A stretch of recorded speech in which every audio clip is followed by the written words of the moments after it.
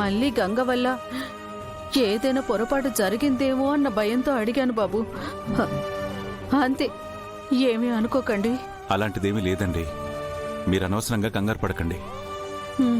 రేపు మేము వచ్చాక మాట్లాడుకుందాం. ఉంటానండి, జాగ్రత్త. మంచిది బాబు.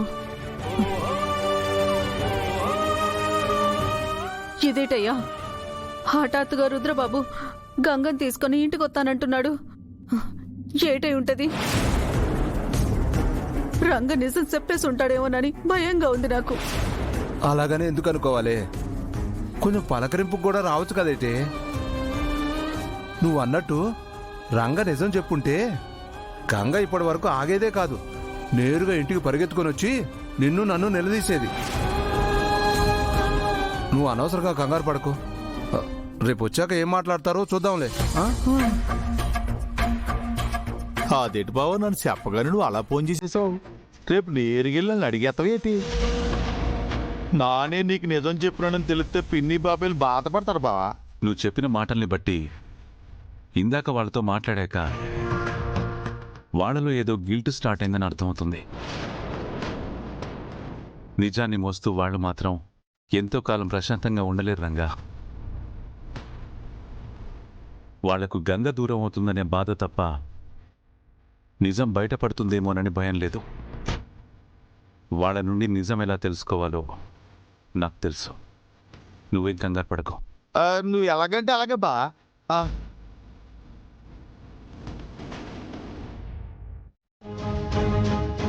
మీరు వద్దని చెప్పినా వినకుండా రుద్రబాబు గారు అక్కని మాట్కి పంపించారు.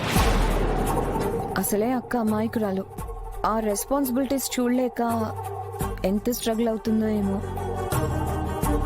అయినా మీరెందుకు అత్తయ్య గారు టెన్షన్ అవ్వడం? వెళ్ళి రుద్రబాబుని అడగండి. తన సేఫ్టీ గురించి ఆలోచించకుండా ఇలాంటి నిర్ణయాలు ఎందుకు తీసుకున్నాడని నిలదీయండి. వచ్చారా? మీకు అసలు ఇంటి విషయాల గురించి ఏ దిగులు లేదు కదా? ఏ విషయాన్నైనా ఇష్యూ చేయడానికి నువ్వు ఉన్నావుగా. ఇప్పుడు ఏం జరిగింది? టైం ఎంత అవుతుందో చూసారా? ప్రమీల ఇంతవరకు ఇంటికి రాలేదు. మీకెవరికైనా కొంచెమైనా కంగారుందా? సూపర్ మార్కెట్ క్లోజ్ చేసుకుని రావడానికి టైం పడుతుంది.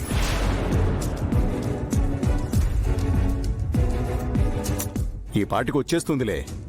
తనేమైనా సిటీ బస్సులు మారి రావాలా? కారులోనే కదా వచ్చేది. అదిగో వచ్చినట్టుంది.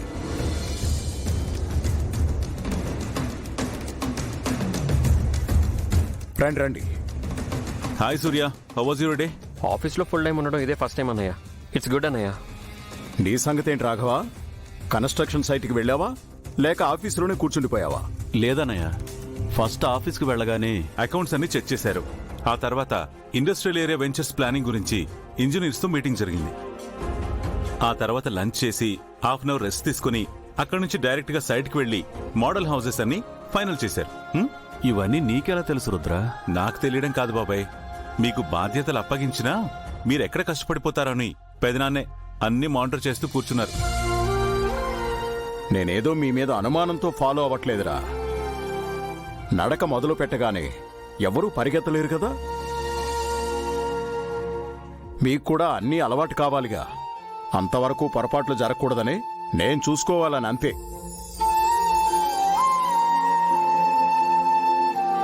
రే, మీ ఇద్దరిని ఇలా చూస్తుంటే నాకు చాలా సంతోషంగా ఉందిరా.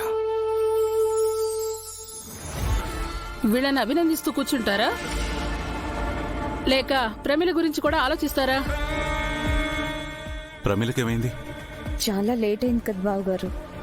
అక్క ఇంకా రాలేదని అత్తయ్య గారు టెన్షన్ పడుతున్నారు. ఫోన్ చేస్తే సరిపోయేది కదా. నాట్ రీచబుల్ వస్తుంది కాబట్టి కంగారు. ఉండండి పెద్దమ్మా, నేను మక్కంకి కాల్ చేస్తాను.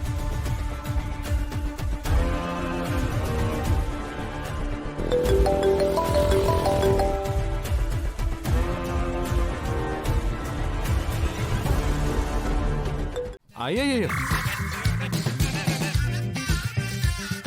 సారీ ఎందుకండి?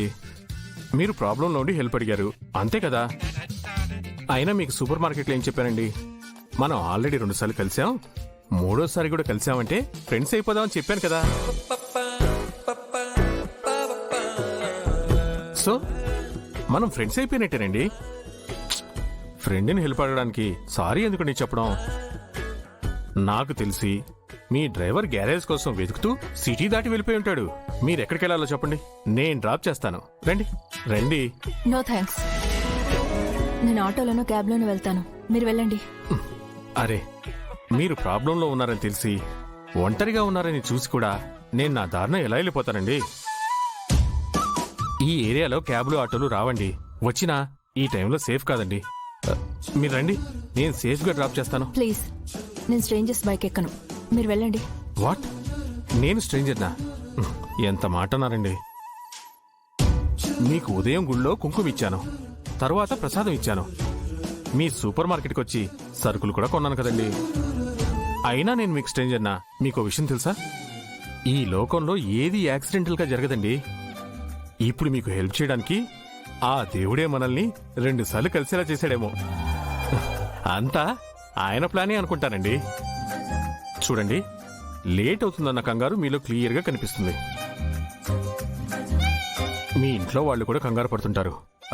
వాళ్ళ కోసమైనా రండి. మీకు ఇంకా నమ్మకం లేకపోతే నా ఐడి కార్డు, నా డ్రైవింగ్ లైసెన్స్ మీకు చూపిస్తాను, చూడండి. వద్దండి.